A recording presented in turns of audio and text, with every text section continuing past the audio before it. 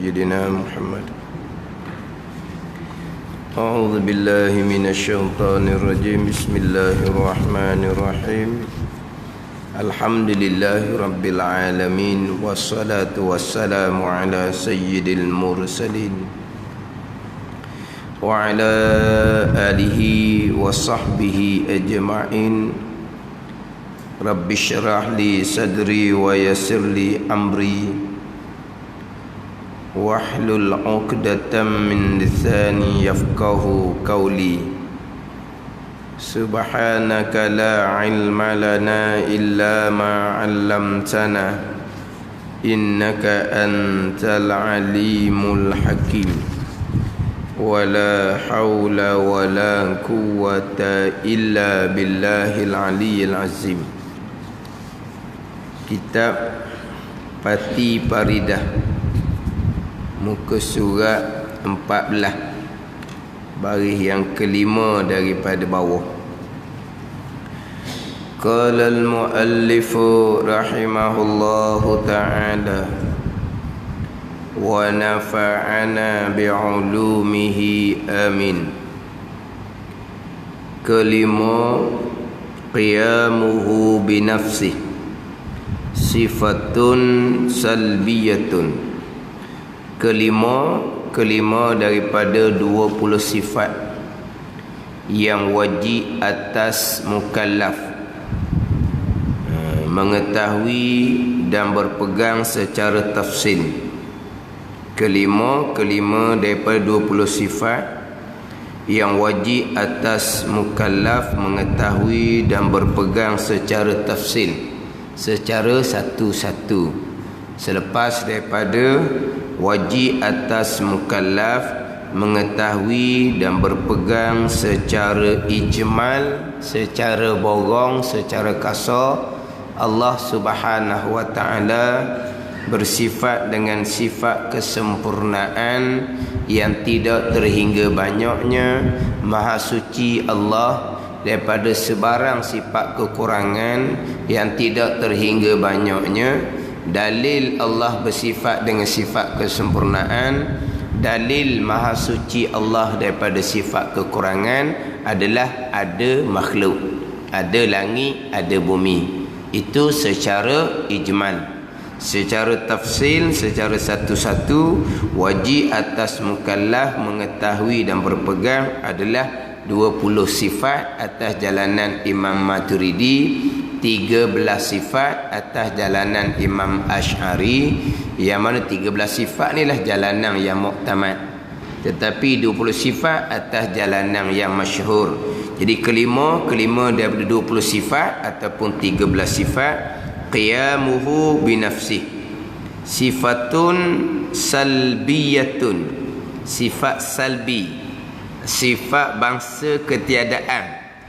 Yang mana sifat salbi ni sifat yang kita nak reti. Sifat ni dan kena tafsir dengan tidak. Dengan tidak, dengan dak contohnya. Apa dia kidam? Terjemahannya sedia. Apa makna sedia? Tidak ada permulaan. Itu salbiyah. Baqa terjemahannya kekal. Apa makna kekal? Tiada kesudahan. Itu sifat salbiyah. Mukhalafatuhu ta'ala lil hawadith, terjemahan dia bersalahan Allah Ta'ala dengan segala makhluk. Apa makna bersalahan? Tidak serupa Allah dengan makhluk. Itu salbi dia panggil. Sifat yang keenam, wahdaniyah, esa. Apa makna esa? Tidak berbilang. Dia panggil sifat salbiyah. Sifat yang mana nak reti dia terjemah dengan tidak. Itu dia panggil sifat salbiyah. Kemudian qiyamuhu binafsih, terjemahan daripada bahasa Arab kepada bahasa Melayu, berdiri Allah dengan sendiri. Itu terjemahan qiyamuhu, berdirinya Allah, binafsihi, dengan sendirinya. Itu dipanggil terjemahan daripada bahasa Arab kepada bahasa Melayu. Bukan makna yang dikendaki lagi ni. Maksud dia dak ni lagi ni, ini hanya terjemahan daripada bahasa Arab kepada bahasa Melayu. Apa terjemahan qiyamuhu binafsih? Berdiri dengan sendiri. Dan apa maksud dia? Apa makna maksud dianya? Arti ada Allah sendiri-sendiri. Ni maksud dia. Setengah menterjemah ada Allah secara secaranya, ada Allah secara dia. Lepas daripada yang benar, lepas daripada zat dan lepas daripada yang menjadikan. Jadi berdiri dengan sendiri itu terjemahan. Itu terjemahan. Jangan pakai hak zahir berdiri dengan makna Allah bangun sendiri, tak payah orang kat. Tu bercanggah dengan mukhalafatuhu ta'ala lil hawadith. Itu sifat yang keempat. Dah apa makna berdiri dengan sendiri? Berdiri dengan sendiri ini dengan makna Allah tidak berkehendak kepada zat dan Allah tidak berkehendak kepada penjadi. Allah ada sendiri-sendiri. Allah ada secara dia, lepas daripada zat dan lepas daripada penjadi. Itu maksud daripada qiyamu binafsi. Dia kalau kita sendiri pun sebut berdiri ni, tak, sebut berdiri pun kadang-kadang bukan maksudnya berdiri. Contohnya kita kata sekarang ni anak kita lepas dah daripada kita, dia sudah berdiri atas kaki sendiri. Kita kata gitu dah. Anak kita sudah berdiri atas kaki sendiri dah. Tak payah nupang dengan mak ayah dah. Mana anak sudah berdiri atas kaki sendiri. Hanya tak cakap gitu? Cakap tak? Berdiri atas kaki sendiri. Jadi maknanya sebelum anak kita berdiri atas kaki sendiri, dia berdiri atas kaki kita ke? Dalam sebelum anak kita berjaya dah sekarang berdiri atas kaki sendiri, sebelum ni dia berdiri atas kaki mak ayah dia ke? Di situ bukan makna berdiri atas kaki tu, maknanya dulu perlu kepada mak ayah tolong, berhajat kepada mak ayah, bergantung kepada mak ayah. Sekarang ni dia sudah berdiri atas kaki sendiri, yang kita panggil berdikari. Nah, bukan berdikari. Berdikari. Mana apa? Sudah berdiri atas kaki sendiri. Sebelum ni dia tak ada kaki, dia berdiri atas kaki orang. Bukan maksud berdiri atas kaki sendiri dah sekarang ni, bukan kaki yang kita duduk berdiri ni, bukan. Maksudnya apa? Tidak berhajat, berkehendak kepada orang lain dah. Tidak berhajat, tidak berkehendak, tidak bergantung kepada ibu bapa dah. Dan sebelum ni dia berkehendak, berhajat, gantung ke mak ayah. Dia tak pandai bawa diri lagi. Mak ayah yang kena bawa diri dia. Dia tak pandai lagi bawa diri dia. Mak ayah kena dukung berkali. Bukan gitu. Ada ni. Ini kena faham ni, sebut kata berkehendak pada mak ayah, berhajat kepada mak ayah, bergantung pada mak ayah, jangan salah faham. Hak bab tawakul tu sifat hati. Kemudian hakikinya kita berkehendak kepada Allah, tu pegangan kita dah tu. Tapi hak asbab masih lagi mana? Masih lagi tak kemah ni, maka dia banyak berkehendak, bergantung pada ibu bapa. Bukan berkait bab pegangan ni, jangan salah faham pula.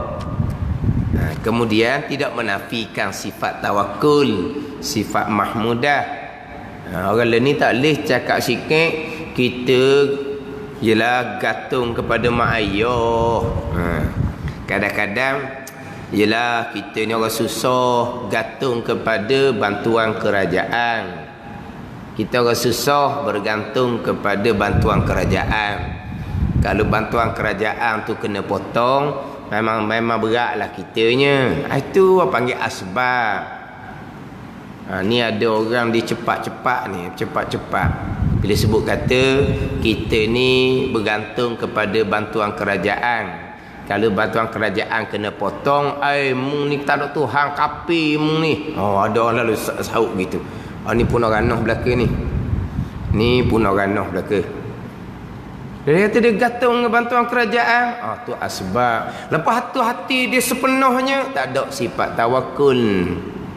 Jangan nak berkapi-kapi gitu. Dah ada gantung dengan Tuhan. Ni cepat belaka ni. Saya ada dengar satu pengajaran, baru je dengar. Jadi tak tahulah, saya tidak pernah mencari, tak ada masa nak dengar gitu. Cuma sekarang ni kadang-kadang orang ni disuka potong. Suka potong 5 minit. Tajuk syirik. Apa benda pula syirik panjang dalam tu. Ana syirik contohnya ke Mekah Madinah. Lepas tu berdoa di Raudah. Berdoa di Raudah. Tempat mustajab doa. Tapi apabila balik kampung, kita berdoa di masjid kita rasa lain dah. Doa di Raudah rasa lain. Doa di masjid kampung kita rasa lain. Tu syirik itu dia kata. Allah, apa benda pula? Yang ceramah sekarang dia doa di Raudah. Masa dia berdoa di Raudah tu rasa dia macam mana? Ni tempat mustajab. Kemudian balik kampung, doa di masjid kita sendiri rasa mana? Rasa lain Masa doa di Raudah rasa lain, doa di masjid kampung kita rasa lain. Syirik itu dia kata. Maksud dia apa sebenarnya? Syirik mudah sangat ni. Puak terpesong berpegang Tuhan duduk atas langit. Hak ni berpegang Tuhan duduk Mekah Madinah. Tak ada orang pegang Tuhan duduk Mekah Madinah.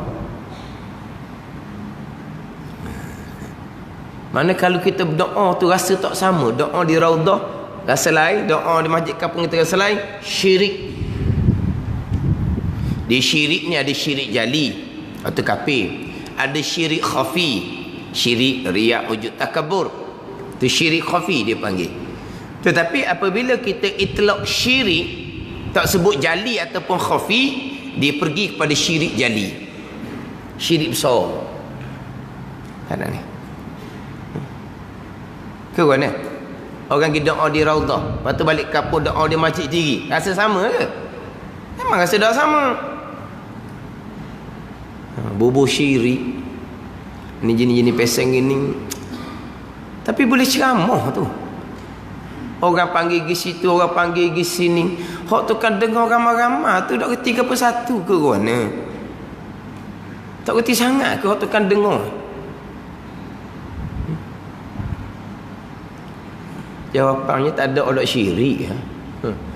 Hati takkan nak sama doa di Raudah dengan doa di masjid kampung sendiri. Siap-siap masjid kampung dia tak doa pun tak tahu. Pergi kat Raudah berdoa, balik kampung tak berdoa pun tak tahu. Tapi kalau doa kampung sama tak rasa? Tak sama, syirik. Ni mudah-mudah ni. Jangan gitu. Yang mudah nak mensyirik, nak mengkapi-kapikan orang. Jadi memang kadang-kadang orang gitu, saya gantung kepada bantuan kerajaan. Tak ada bantuan kerajaan kok beratlah saya. Ya? Ada orang dia beritahu nak saya berkapil lalu ke dia. Senyak dia. Senyaklah kawan tu dak reti. Kalau kawan tu reti, boleh nyakit dah lah kau tua. Dak reti pula dah nak mengkapikan orang. Hak mengkapirkan kan tu tua pula. Hak dikapirkan tua ke muda tak tahulah. Kalau hak dikapirkan tu ada ilmu juga, reti juga, ala ke muda sikit padahal boleh nyakit orang tua tu. Dah dia kata digantung kepada bantuan kerajaan, tak gantung ke Tuhan.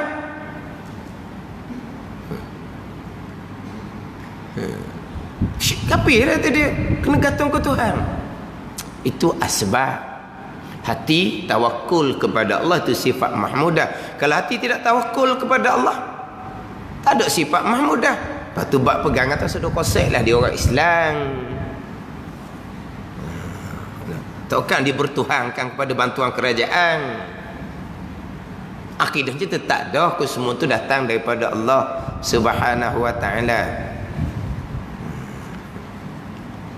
Biasalah cakapan asbab.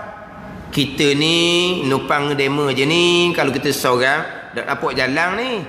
Kita numpang demo je, ada demo barulah kita tu ialah ada apa-apanya. Kita nak berdiri atas kaki sendiri tak mampu lagi sekarang ni, kena numpang demo lah. Asbab tu asbab. Bila kita lepas dah, kita pun berdiri atas kaki sendiri. Mana apa di situ? Tidak berhajatlah kepada bantuan-bantuan lagi lah. Sebab dia sudah boleh jalan sendiri. Kita pun cakap gitu juga. Berdiri atas kaki sendiri. Bukan makna berdiri cacang tu, bukan. Jadi berdiri Allah dengan sendiri ni dengan makna tidak berkehendak kepada zat dan tidak berkehendak pada penjadi. Terjemahan dianya, berdiri Allah dengan sendiri. Maksud dianya erti ada Allah sendiri-sendiri. Ada Allah sendiri-sendiri.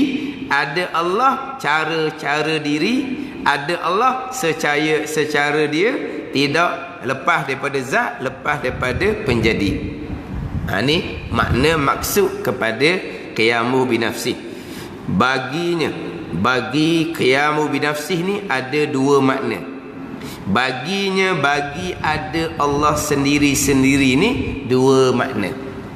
Dia ada dua makna.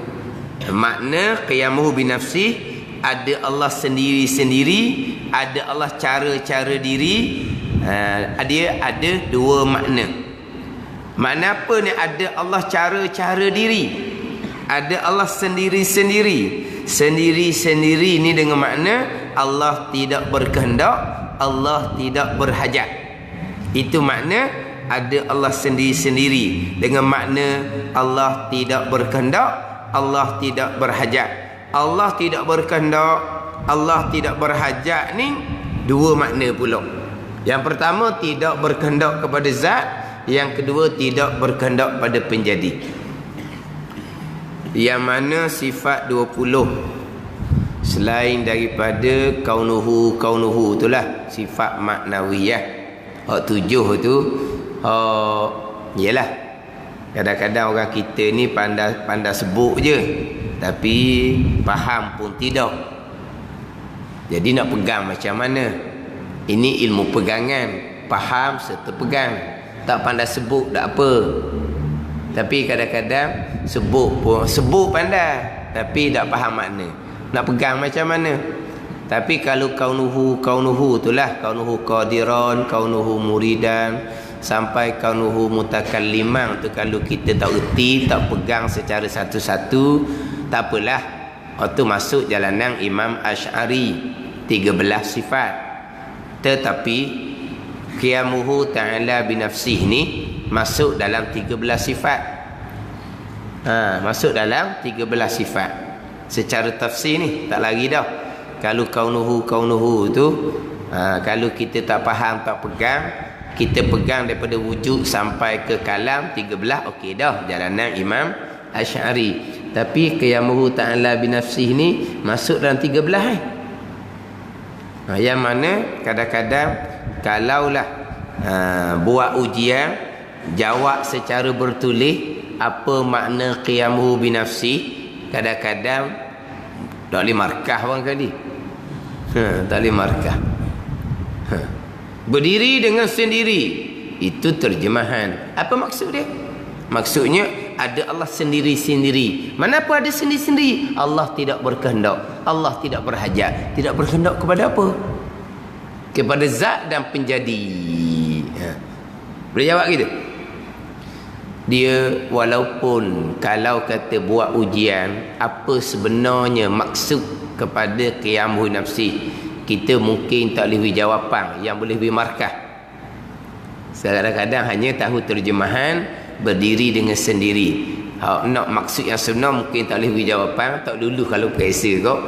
Kalau temu duga nak tauliah, tak luluh lah jawapan dia. Kalau tanya hak ni lah, tak tanya hak ni. Tak tanya. Tapi kalau tanya hak ni, kalau tanya qiyamuhu ta'ala binafsih, boleh jawab, boleh tauliah. Tak boleh jawab, tak boleh tauliah. Contoh tapi tak ada. Kita tanya ni. Yang payah nak ditauliah orang kali. Nah. Tapi cuma qiyamuhu ta'ala binafsih ni, kalaulah kita tak reti nak jawab pun, sebenarnya dalam akidah kita ada dah qiyamuhu ta'ala binafsih ni. Kalau kita ngaji sifat 13, sifat 20, memang ada dah dalam akidah kita. Contoh makna yang kedua, qiyamuhu ta'ala binafsih ada sendiri-sendiri dengan makna tidak berkehendak, tidak berhajat pada penjadi. Makna yang kedua, tidak berkehendak, tidak berhajat pada penjadi. Dah kita pegang dah kan sifat yang kedua, sifat kidam. Kidam dengan makna terjemahan disedia, dengan makna tidak ada permulaan. Bila Allah tidak ada permulaan, ada Allah berkehendak pada penjadi. Berkehendak pada penjadi. Memang tidak berkehendak pada penjadi, sebab Allah ada, tidak ada permulaan. Jawab tak, mungkin tak boleh jawab, tapi pegangan dia dah. Allah tidak berkehendak pada penjadi. Adalah. Cuma makna yang pertama tu payah sikit. Allah tidak berkehendak kepada zat, atau payah sikit. Tapi kita sendiri, sebelum kita masuk pada huraian kita, kita berpegang Allah zat yang wajib ada, ataupun Allah sifat. Kita ngaji sifat Allah, contohnya sifat kudrah. Kita ngaji sifat Allah, contohnya sifat iradah. Adakah kita berpegang kudrah tu Tuhan, iradah tu Tuhan? Dah, sifat yang ada di Tuhan. Kan gitu? Dah Tuhan ni, Tuhan zat yang wajib ada, yang terkaya daripada segala-gala, yang segala-gala berkehendak kepadanya. Itu Tuhan, zat yang wajib ada. Tuhan bukan sifat, Tuhan zat yang wajib ada, yang bersifat dengan kudrah, yang bersifat dengan iradah, yang bersifat dengan sifat kesempurnaan. Oh, jadi Allah zat yang wajib ada. Allah bukan sifat. Maka yang berkehendak kepada zat adalah sifat. Tapi Allah bukan sifat, Allah Ta'ala adalah zat. Maka zat tidak berkehendak kepada zat yang lain. Itu pegangan kita. Kalau Allah tu sifat, sifat berkehendak kepada zat. Sekarang Allah sifat ke Allah zat? Allah bukan sifat, Allah zat. Maka tidak berkehendak pada zat yang lain. Itulah pegangan. Sebab tu tengah di sifat 20. 20 ni sifat yang sungguh dan ada di zat Tuhan. Dah zat Tuhan ni zat yang wajib ada. Dah zat Tuhan perlu tak pada zat? Tak perlu. Sebab yang perlu pada zat adalah sifat. Tuhan bukan sifat, Tuhan zat yang mana bersifat dengan sifat kesempurnaan. Maka bila Tuhan zat, tidak berkehendak pada zat yang lain. Itulah pegangan kitanya. Kita, saya ingat lama kening, kudrah itulah Tuhan, iradah itulah Tuhan, ilmu itulah Tuhan. Tak timbul nama sifat 20. Jadi kudrah tu sifat 20 kan, iradah tu sifat, ilmu tu sifat. Sifat berkehendak kepada zat. Zat tidak berkehendak pada zat yang lain. Dan Allah zat ke sifat, Allah Ta'ala zat. Maka Allah Ta'ala tidak berkehendak kepada zat, sebab Allah zat. Kan? Tu hak payah sikit. Kemudian dalil dia payah sikit. Dalil hak dalam kitab kita ni, dalil qiyamuhu ta'ala binafsih. Hak makna Allah tidak berkehendak pada zat tu, dalil dia payah sikit. Tapi hak dalil payah tu fardu kifayah. Hak dalil fardu ainnya, apakah dalil Allah tidak berkehendak kepada zat? Dalilnya ada langit, ada bumi. Apakah dalil Allah tidak berkehendak kepada penjadi? Dalilnya ada langit, ada bumi. Clear, beres. Hak tu hak fardu ain. Tapi dalam kitab kita ni panjang dalil. Ni payah sikit, tapi hak fardu kifayah. Jadi makna yang kedua, Allah tidak berkehendak pada penjadi, memang jelas. Sebab kita berpegang Allah bersifat dengan sifat kidam. Ada Allah Ta'ala, tidak ada permulaan. Pastilah Allah tidak berkehendak pada penjadi. Cuma makna yang pertama tu sikit payah. Allah tidak berkehendak kepada zat. Sebab Allah bukan sifat, Allah adalah zat yang wajib ada, yang bersifat dengan sifat kesempurnaan. Yang berkehendak kepada zat adalah sifat. Allah bukan sifat, Allah zat yang wajib ada. Jadi bagi ada Allah sendiri-sendiri dua makna. Mana pertama, ada apa sikit ni? Tidak berkehendak, tidak berhajat Allah kepada zat yang menumpang ia Allah padanya pada zat. Kenapa Allah tidak berkehendak kepada zat? Sebab Allah bukan sifat. Allah adalah zat. Kalau Allah sifat, barulah berkehendak kepada zat. Tapi Allah bukan sifat. Allah zat yang wajib ada. Bila Allah zat, tidak berkehendak kepada zat yang menumpang ia Allah padanya pada zat. Dia misalnya, dia misal hak makhluk ni. Dia misal hak makhluk. Kemudian seperti ini pula bukan misal tidak berkehendak kepada zat ni. Ini misal bagi manfi. Misal berkehendak kepada zat. Mana contoh berkehendak kepada zat? Seperti menumpang warna pada umpama kain. Jadi gini, di warna sifat, kain zat. Faham tak? Warna mesti menumpang di zat. Mana? Di kain, di kertas. Contohnya. Jadi kain ke, kertas ke, itu zat. Jadi warna adalah sifat. Sifat mesti menumpang di zat. Mana zatnya? Sini kain. Umpama kain ni kertas ke. Adapun kain ataupun kertas dipanggil zat. Kain ataupun kertas ni perlu tak kepada zat yang lain untuk menumpang? Perlu tak? Jadi kita kena faham dua. Yang pertama, satu dia panggil zat, yang kedua dipanggil sifat. Dia zat-zat ni maqama binafsih, perkara yang berdiri sendiri.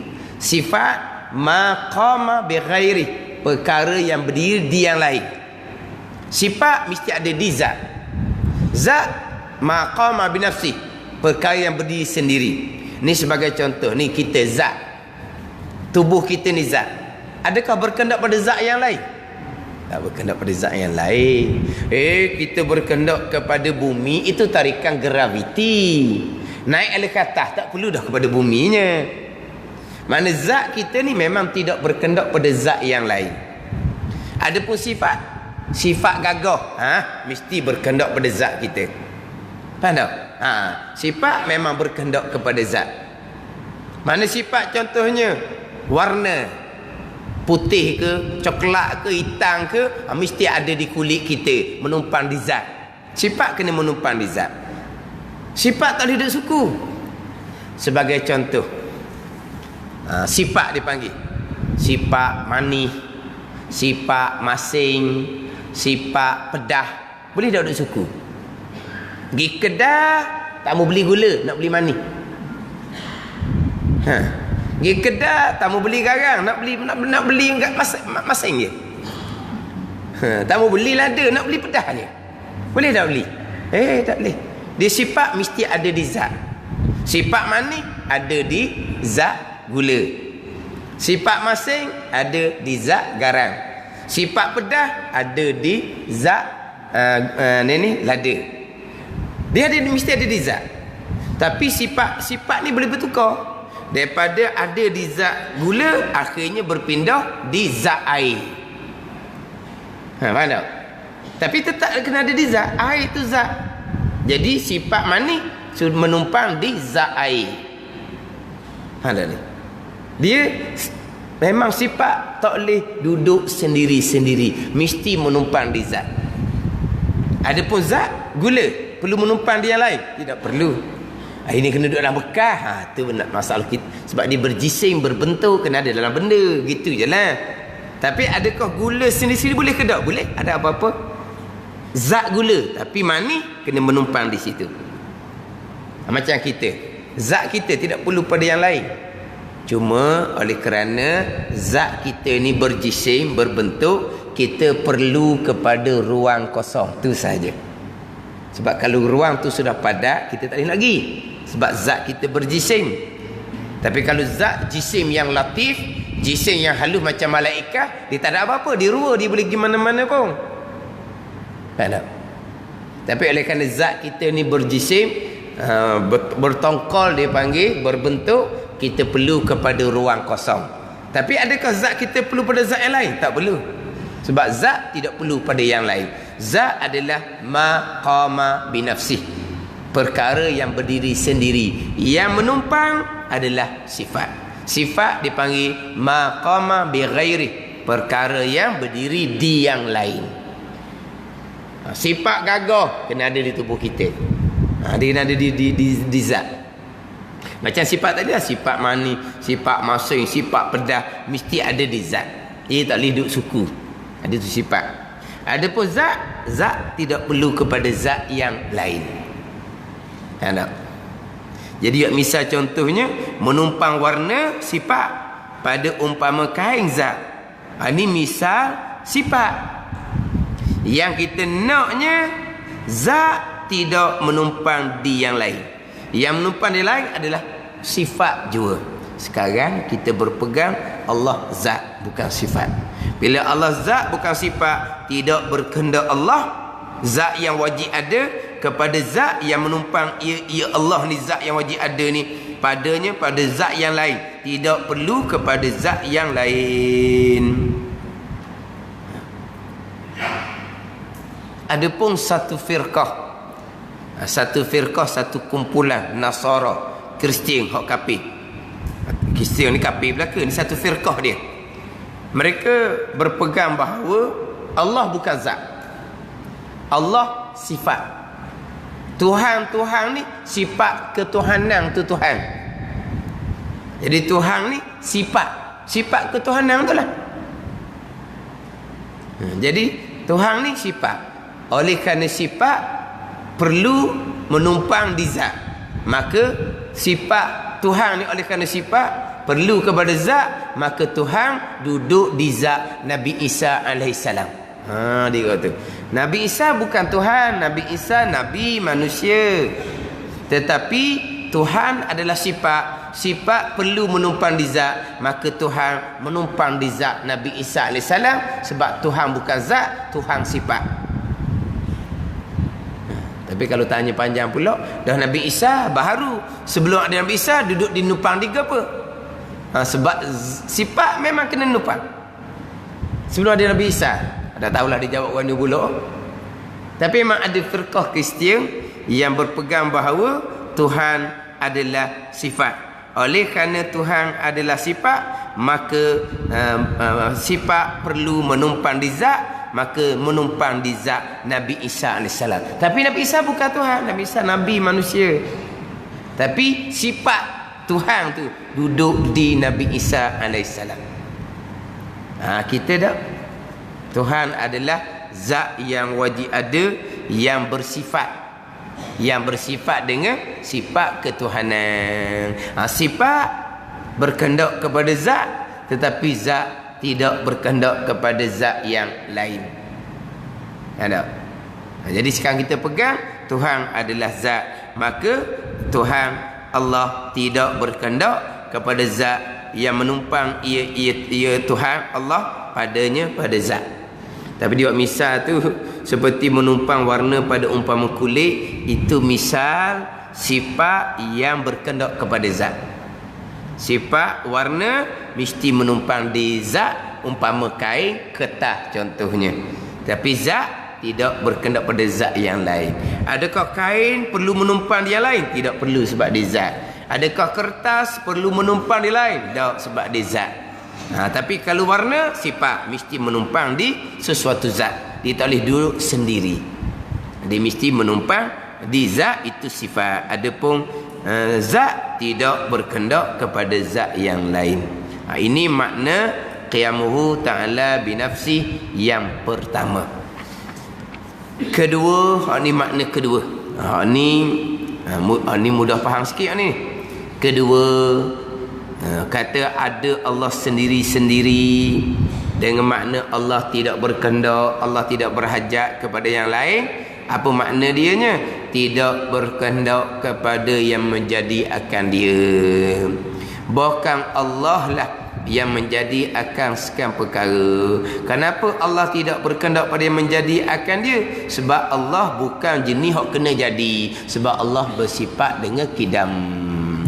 Bila Allah bersifat dengan kidam, sedia ada Allah, tidak ada permulaan, maka Allah tidak berkehendak kepada yang menjadikan akan Allah Subhanahu wa taala. Itu makna yang kedua. Macam sebut tadilah, kadang-kadang kita kalau tanya apa makna sebenar qiyamuhu ta'ala binafsih, boleh jawab ke tak tahulah, tapi tak boleh jawab sekalipun dalam bab pegangan tak dah. Kalau kita ngaji sifat qidam, Allah sedia, tidak berkehendak kepada yang menjadi. Dan memang kita mengaji Allah adalah zat yang wajib ada, yang bersifat dengan sifat kesempurnaan, yang bersifat dengan sifat 20. Tak? Jadi 20 ni sifat yang sungguh dan ada di zat Allah Ta'ala. Allah Ta'ala sifat ke? Allah Ta'ala bukan sifat. Allah Ta'ala zat yang wajib ada. Bila Allah Ta'ala zat, tidak berkehendak kepada zat yang lain. Sebab yang berkehendak pada zat adalah sifat, tapi Allah bukan sifat, Allah zat. Maka tidak berkehendak pada zat yang lain. Itu situ je makna qiyamuhu ta'ala binafsih. Cuba kena tengok dalil dia tu, ada sikit lah. Dalil tu mungkin payah sikit, tapi hak payah tu adalah dalil tafsili hak fardu kifayah hak dabau kita tu. Dan bukanlah maksud qiyamuhu ta'ala binafsih, dan bukanlah maksud berdiri Allah dengan sendiri ni, Allah bangun berdiri betul sendiri dengan tak ada yang mengangkat akan dia akan Allah, seperti yang bersegera pada faham. Tak ada gitu. Bukan maknanya qiyamuhu binafsih, berdiri Allah dengan sini, dengan makna Allah bangun tak payah orang angkat. Mana pula dengan sifat mukhalafatuhu ta'ala lil hawadis. Dan apa maksud qiyamuhu ta'ala binafsih? Maksudnya Allah tidak berkehendak, Allah tidak berhajat ke zat, dan Allah tidak berkehendak dan tidak berhajat kepada yang menjadi akan dia, akan Allah Subhanahu wa ta'ala. Dan mustahil lawannya, lawan qiyamuhu ta'ala binafsih, mustahil lawan kepada sifat qiyamuhu ta'ala binafsih, iaitu hak lawan kepada qiyamuhu ta'ala binafsih. Allah berkehendak kepada zat yang menumpang padanya pada zat, atau berkehendak kepada yang menjadikan dia. Seloknya bukan atau lah, dan lah, sebab dua-dua makna ni. Dua-dua makna, bukan dua makna ni pilih mana satu, bukan atau kedua-dua ni. Qiyamuhu ta'ala binafsi, Allah tidak berkehendak kepada zat, dan Allah tidak berkehendak kepada penjadi. Hak lawan dia, berkehendak Allah kepada zat dan berkehendak Allah pada penjadi. Dia dah atau. Kalau sebut ke atau ni, dia boleh pilih antara dua. Seolah-olahnya dua makna qiyamuhu ta'ala binafsi, ambillah mana satu. Bukan, dua-dua ni makna kepada qiyamuhu ta'ala binafsi. Bukan pilih mana satu. Dia kena dang lah, baru himpun. Limutlaqil jam'i baru himpun. Kalau atau ni pilih pula lah nak ambil mana hak mana. Tak. Dua-dua makna tu tidak berkehendak pada zat dan tidak berkehendak pada penjadi. Itu makna qiyamuhu ta'ala binafsi, kedua-dua. Jadi hak mustahil dia, hak lawan dia, Allah berkehendak pada zat yang menumpang padanya dan berkehendak pada yang menjadikan. Itu mustahil. Berkehendak pada zat yang menumpang padanya. Kalau Allah berkehendak pada zat yang menumpang padanya, berarti Allah sifat. Sebab menumpang di zat adalah sifat. Mustahil. Kalau Allah sifat, mustahil kat mana? Bawah dia akan cerita. Mustahilnya kat mana kalau Allah ni sifat. Dan berkehendak pada yang menjadi. Mustahil lah kalau Allah berkehendak pada yang menjadikan Allah, maka luput sifat kidam. Luput sifat kidam. Dah berkehendak pada yang menjadi, maknanya asalnya tidak ada. Maka berkehendak pada yang menjadi, maknanya baharu. Itu mustahil sama sekali. Dalil qiyamuhu binafsih. Ni dalil hak akal. Hak kata payah sikit je. Sebab ni dalil secara tafsir.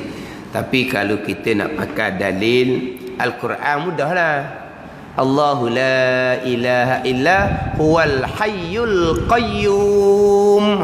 Tu Al-Qayyum tu. Apa makna Al-Qayyum? Allah tidak berkehendak pada zat dan Allah tidak berkehendak pada penjadi. Al-Qayyum ni ada yang menterjemahkan dengan yang mentadbir segala perkara. Ada yang menterjemah Al-Qayyum ni yang menjaga sekian perkara. Al-Qayyum ni diterjemah dengan juru kaka. Dan juru kaka. Mana? Bukan juru kaka orang masak, bukan. Dah. Hak pala-pala. Jadi Al-Qayyum ni Allah yang mentadbir sekian perkara, Allah yang menjaga sekian perkara. Dan diterjemah juga Al-Qayyum dengan tidak berkehendak kepada zat, tidak berkehendak kepada penjadi. Tu dalil qiyamuhu ta'ala binafsih, dalil nakli, dalil ayat Al-Quran. Dalil ayat Al-Quran. Ataupun dalil huwal ghaniyul hamid. Allah yang Al-Ghani, Allah yang terkaya daripada segala-gala perkara. Al-Ghani, Tuhan terkaya daripada zat, Tuhan terkaya daripada yang menjadi akan dia. Al-Ghani boleh juga dijadikan sebagai dalil qiyamuhu ta'ala binafsih. Ataupun ayat kursi itulah, Allahu la ilaha illa huwal hayyul qayyum. Itu ayat kursi. Surah Al-Baqarah ayat yang ke-255. Ayat kursinya Allahu la ilaha illa huwal hayyul qayyum. Yang kita mula dengan wa ilahukum ilahun wahid tu, itu bukan ayat kursi. Wa ilahukum ilahun wahid tu Al-Baqarah ayat 163 tu. Wa ilahukum ilahun wahid, dalil wahdaniyah. Allahu la ilaha illa huwal hayyul qayyum. Al-Qayyum dalil kepada qiyamuhu ta'ala binafsih. Jadi ayat kursi dimulai dengan Allahu la ilaha illa huwal hayyul qayyum. Hak kita baca lepas sembahyang tu. Wa ilahukum ilahun wahid, Al-Baqarah ayat 163. Apa tu guna kita ayat kursi kita baca wa ilahukumnya? Kita baca wa ilahukum bukan ayat kursi. Ayat kursinya Allahu la ilaha illa huwal hayyul qayyum. Yang dia baca wa ilahukum tu hak tu riwayat lain pula tu. Faham tak? Wa ilahukum riwayat hadis lain. Allahu la ilaha illa huwal hayyul qayyum riwayat hadis lain. Syahidallah riwayat hadis lain. Qulillahumma malikal mulk riwayat hadis lain. Allahumma la mani'a lima a'taita itu riwayat hadis lain. Istighfar riwayat hadis lain. Subhanallah, alhamdulillah, Allahu akbar satu kali itu riwayat hadis lain. Mana? Hadis-hadis lain belaka tu. Cuma ulama himpun pakat baca susun istighfar, kemudian baca Allahumma antas salam, baca la ilaha illallah wahdahu la syarikalah 10 kali. Ulama pun susun kita. Hak nabinya hadis lain-lain belaka tu. Sama dengan hak ini wa ilahukum hadis lain. Ayat kursi hadis lain. Syahidallah hadis lain. Adapun amanar rasul, 2 ayat di hujung surah Al-Baqarah, ada riwayat menyatakan baca lepas sembahyang, ada riwayat menyatakan bukan baca lepas sembahyang, baca di awal pagi dan di awal malam. Faham tak? Baca di awal pagi, di awal malam. Bila baca di awal pagi 2 ayat di hujung surah Al-Baqarah. Tahu tak? 2 ayat di hujung surah Al-Baqarah. Ayatnya apa? Amanar rasul dengan la yukallifullahu nafsan Itu 2 ayat di hujung surah Al-Baqarah. Sesiapa yang baca 2 ayat ni, Nabi kata kafatah, nescaya memadalah 2 ayat ni bagi orang hak baca tu. Mana selamat sepanjang hari. Dia baca pula awal malam 2 ayat di hujung surah Al-Baqarah, kafatah. 2 ayat ni memada dah bagi orang baca untuk malam. Batu setengah-setengah untuk guru, dia baca wirid sepenuhnya, termasuk Amanar Rasul adalah lepas mai subuh, lepas mai maghrib. Tapi adakah Amanar Rasul ni nak baca lepas semayang? Tak semesti lepas semayang. Tapi kalau nak baca lepas semayang, tak baca lah jawapan dia. Maka teguh pun baca Amanar Rasul lepas mai subuh, Amanar Rasul lepas mai maghrib. Tapi dalam kitab I'anatul Talibin mengatakan Amanar Rasul ni dibaca pada tiap-tiap lepas semayang. Sebab tu ada sebagian tuk guru dibaca Amanar Rasul tiap-tiap lepas 5 sembahyang. Dia gitu je lah.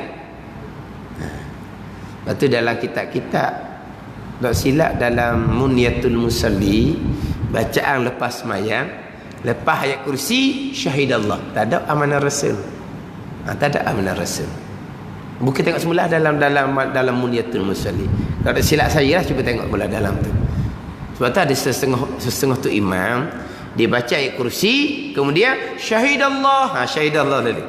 Dia tak baca Amanar Rasul. Tu. Itu atas pandangan-pandangan yang berbeza lah. Cuma nak cerita di sini, wa ilahukum dengan ayat kursi itu riwayat lain. Tapi kenapa ulama susun gitu? Ulama susun mengikut tertib Al-Quran. Mengikut tertib Al-Quran. Tapi kita ni kadang-kadang tak perasan tau. Kita ingat wa ilahukum ilahun wahid. Patutlah Allahu la ilaha illahu. Wa ilahukum ilahun wahid. Dia hujung tau. Ke Allah lalu dah, kursi lalu dah. Nanti lepas semayang kat Aram, baca tengok perhati molek. Dia nak baca gini tak jadi ni. Tapi kadang-kadang kita ingat ke wa ilahukum dengan Allahu la ilaha illahu wal hayyul qayyum tu, kita ingat ke satu ayat, bukan? Wa ilahukum 163 Al-Baqarah. Ayat kursi 255 Al-Baqarah. Dia sama ginilah. Kita duk baca Inna dina indallahil Islam Qulillahumma malikal mulk. Kita ingat sambung kok mana? Inna dina indallahil Islam. Panjang lagi ayat tu, panjang lagi, tak sampai lagi penghujung ayat. Inna dina indallahil Islam. Di hujung ayat tu panjang lagi tu. Senggang 2-3 ayat barulah Qulillahumma malikal mulk. Ada. Itu Al-Imran. Tetapi nak ceritanya inna dina syahidallah sampai ke inna dina indallahil Islam tu sambung. Tapi inna dina indallahil Islam buka dalam awal surah Al-Imran tu. Surah yang kebelah-belah gitulah. Awal lagi tu boleh tengok dalam tu. Inna dina indallahil Islam, hujung tu panjang lagi. Ayat panjang lagi nak habis. Senggang 2-3 ayat barulah Qulillahumma malikal mulk. Ada dia. Tapi ulama susung tu jadi macam sambung. Tak sambung. Tapi kenapa ulama susung gitu? Sebab wa ilahukum awal Al-Baqarah ayat yang 163. Lepas tu kenapa ambil ayat kursi? Ayat kursi Al-Baqarah 255. Apa habis ayat kursi? Kenapa ambil surah ambil ayat Amanar Rasul? Sebab hujung surah Al-Baqarah. Habis Amanar Rasul, habis la yukallifullahu nafsan. Kenapa pula ambil syahidallah? Syahidallah tu di awal surah Al-Imran. Lepas tu kenapa disusuli dengan Qulillahumma malikal mulk? Sambung lepas daripada tu di surah Al-Imran.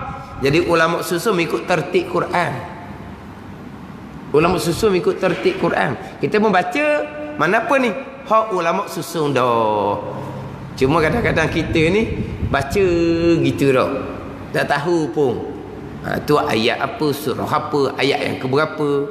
Kita pakai amal gitu. Kadang-kadang orang mari ni duga kita pun jadi ngigah. Baca ayat kursi. Allahu la ilaha illa huwal hayyul qayyum. Yang awak baca wa ilahukum, kenapa? Kita pun tinggal wa ilahukum. Gitu orang sekarang ni pasal tu. Lepas dibaca Allahumma antas salam wa minkas salam, lepas tu Allahu la ilaha illa huwal hayyul qayyum. Dah hari tu baca Fatihah. Hari tu baca wa ilahukum. Adalah tu orang gi kosek dia tu tukar lalu. Allah lolek sungguh orang kita ni. Lolek orang kita ni. Mudah terpengaruh dengan orang. Sebab apa gitu? Sebab kita amal gitu. Dah tahu je pakai. Orang main kosek je kita. Tukar pula. Duk baca Fatihah apa? Memang ada riwayat suruh baca Fatihah. Kita bacalah Fatihah. Dah apa baca Fatihah sebelum daripada wa ilahukum? Dah Al-Fatihah dengan Al-Baqarah mana dulu? Al-Fatihah, Al-Baqarah dalam Al-Quran mana dulu? Al-Fatihah dulu kan? Baca Al-Fatihah. Tak ada ni. Lepas tu baca pula Qul huwallah tu. Dah Qul huwallah hak kemudian sekali kan? Al-Ikhlas, Al-Falaq, An-Nas hak kemudian sekali kan tu? Ada ni. Ni pakai amal gitu je. Ada dah Fatihah pun tak ada dah. Wa ilahukum pun tak ada dah. Allahumma antas salam wa minkas salam habis. Allahu la ilaha illa huwal hayyul qayyum. Allah mudahnya dicatat. Dia buang hak amalan dalam kening. Hak tu duduk susung dalam kening, mari orang baru. Mari orang baru je ikut pula orang baru. Allah. Dia ingat kau orang dulu paling ulama tu tunggu dulu ni macam tak reti, orang lain ni baru reti barangkali.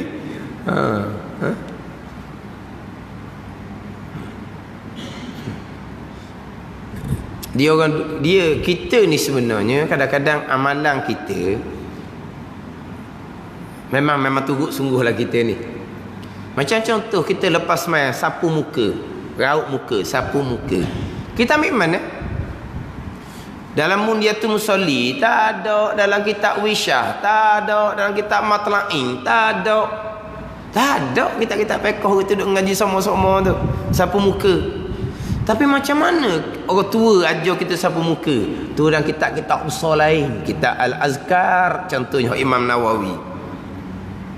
Jadi ulama-ulama dulu kita ni ilmu kitab-kitab besar. Cuma kita ni pakai amal. Bila orang mari kemudian beritahu tak ada sapu muka lepas semayang, bid'ah, kita pun tak sapu muka. Jadi mudah-mudah. Jadi kita tak nak mikir ke orang tua dulu kita tak reti sangat ke? Siapa ada sapu muka tak ada pun padahal. Walah ada dalam kitab Al-Azkar Imam Nawawi rahimahullah. Setengah mengatakan hadis tu hadis dhaif. Tapi boleh amal sebab bukan dhaif jiddan. Betul orang duk amal. Tapi kalau kita nak beritahu kepada orang yang duk ngaji, ada pandangan kata sunat sapu muka, ada pandangan kata tak sunat sapu muka. Sudahlah. Jangan duk sapu muka, bid'ah. Orang tua ni pun tak sapulah muka. Tapi oleh kerana sapu muka daripada budak lagi, bila tak sapu muka, orang tua jadi gelisah. Ustaz apa sekarang ni semayang berasa macam tak sudah je, tak siap je. Pernah dalam satu kelas, apa pula ngocik tak sudah tak siap ni orang lepas makan tak isap rokok kata. Orang lepas makan tak isap rokok, dia kata tak sudah makan, tak siap makan. Kenapa benda pula semayang tak sudah? Sebab sekarang ni tak raut muka dah. Dulu raut muka sama. Lepas tu tak sudah lah rasanya sebab raut muka akhir sekali. Nutup benarnya. Apa-apa makcik dah raut muka. dah ada ustaz kata dia tak boleh raut muka sebab dia kata bid'ah. Oh gitu kata. Lepas tu mana ustaz makcik raut lah muka. Dah ustaz tu kata tak sunat, jangan raut muka dia. Makcik raut muka makcik sudahlah. Raut yang makcik orang tu kita tu molek dah. Molek dah. Nak beritahu ilmu, beritahu. Raut muka ni ada pandangan kata sunat, ada pandangan kata tak sunat. Ada hadis yang mengatakan hadis tu daif, tapi bukan maudhu', bukan daif jiddan. Nak amal je lah. Kan senang duk gitu kan. Jangan duduk catah amalan-amalan orang. Hak ada sumber dia juga. Kalau kita tak mau pakai hak sapu muka, kita tak sapu muka, tak ada apa masalah pun. Cuma kalau kita tengok ni orang muda-muda tak sapu muka. Hak sapu muka ni orang tua-tua. Tak? Orang tua-tua. Cuma kadang-kadang mari-mari tempat kita ni dia nak berani kadang-kadang orang ni mari tempat kita kemudian mana apa ni tegur hak amalan di Terengganu kita ni. Apa dia kata dia? Imam beri salam yang kedua barulah makmum beri salam. Imam salam pertama beri salam lah. Kenapa nak tunggu imam salam yang kedua? Cuma kau sikit mari tempat orang. Orang duk amal gitu belaka tu ada ambilan tu guru dianya. Kita tu alim sangat ke? Mari nak confident pula dianya. Confident lah tak sebab orang tak ada pernah tanya dalam kelas. Kau cuba tanya ke mana? Cuba tanya dalam kelas. Macam mana dalam kitab Al-Azkar Imam Nawawi? Lepas imam salam pertama boleh salam dah, tapi disunatkan makmum beri salam lepas imam salam kedua. Macam mana ustaz dalam kitab Al-Azkar tu? Tengok dia jawab ke mana. Dan kitab-kitab lain pun sama. Orang duduk amal lepas imam salam yang kedua baru salam yang pertama makmum, ada dalam kitab memang disunatkan. Oh mari nak apa dah ni macam tempat kita ni tak pandai. Kan masjid tempat kita di Terengganu ni kan, lepas imam salam kedua baru kita salam yang pertama kan. Oh dia orang luar mari nak menyalahkan. Jangan buat gitu. Lepas imam salam pertama salam lalu lah. Begitu juga lepas imam beri salam, jangan duk baca doa lagi. Beri salam segeralah. Segera ikut tu imam. Dia segera ikut tu imam ni dalam sembahyang. Ketika imam tu masa lagi imam, maka imam berpindah rukun, kita aula afdal segera berpindah rukun. Jangan duk tunggu-tunggu.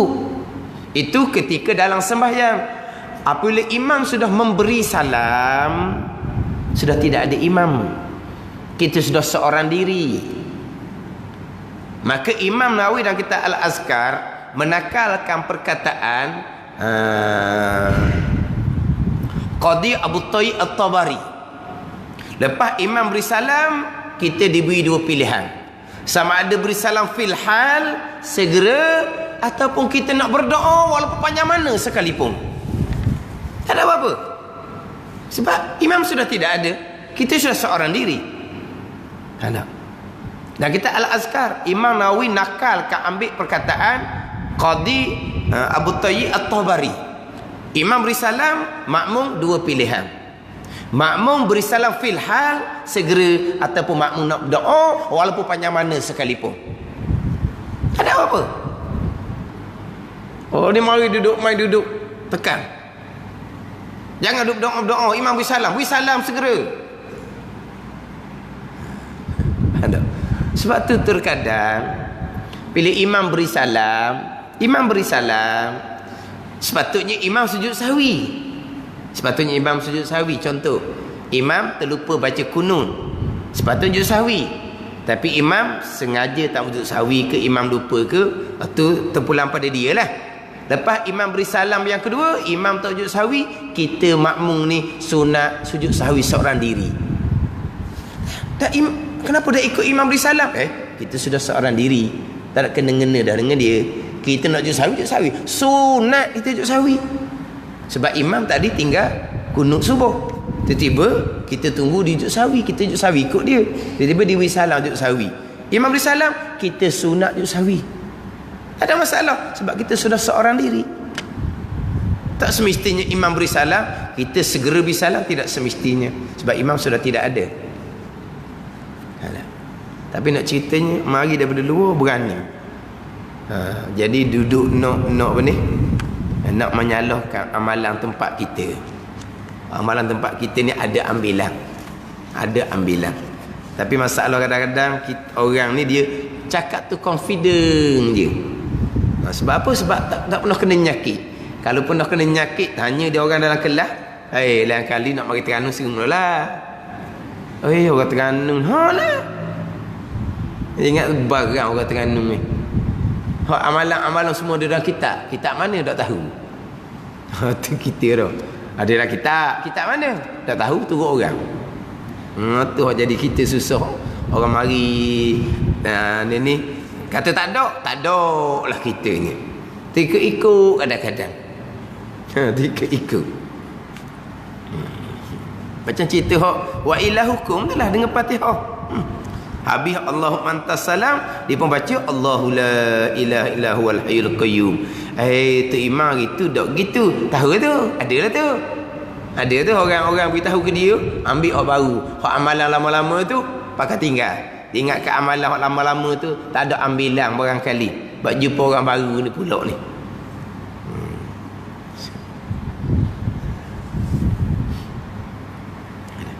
Jadi hak dalil yang mudah kita yang panjang, hak dalil naklinya Allahu la ilaha illa huwal hayyul qayyum. Jadi kita baca semulalah hak dalil qiyamuhu ta'ala bi nafsi. Wallahu a'lam.